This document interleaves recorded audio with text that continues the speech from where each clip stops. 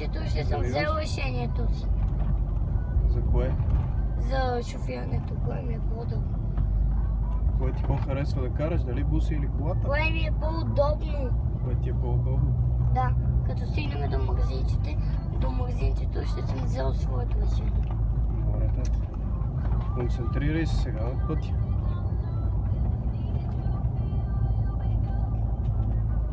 Сега си гледам направо.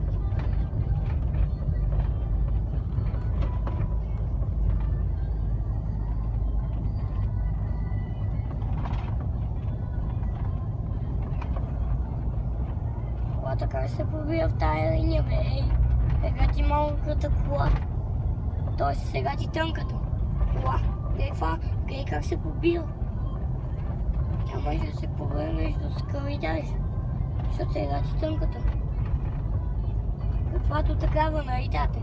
Да, хайде карай. Бавничко. Бавничко. Така, завивай. Завивам. Как стига?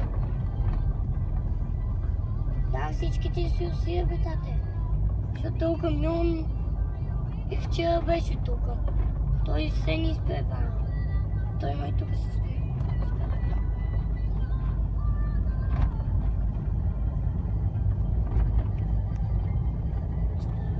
Тя го изпрати на Цвети. Няма да изпращам на никой, давай карай сега.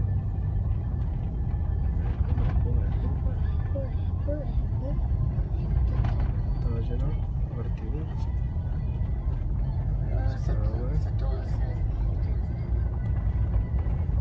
Тук малко ти помогнах.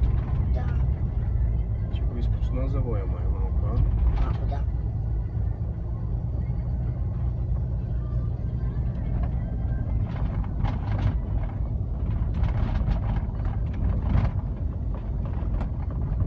Завивай.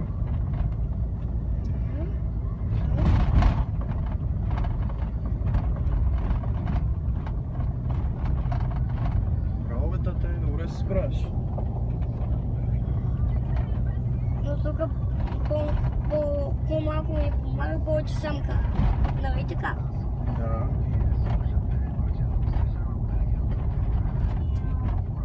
Ето към си врентата, виж ли? Браво, точно така. Не мога да дам. Излизаш.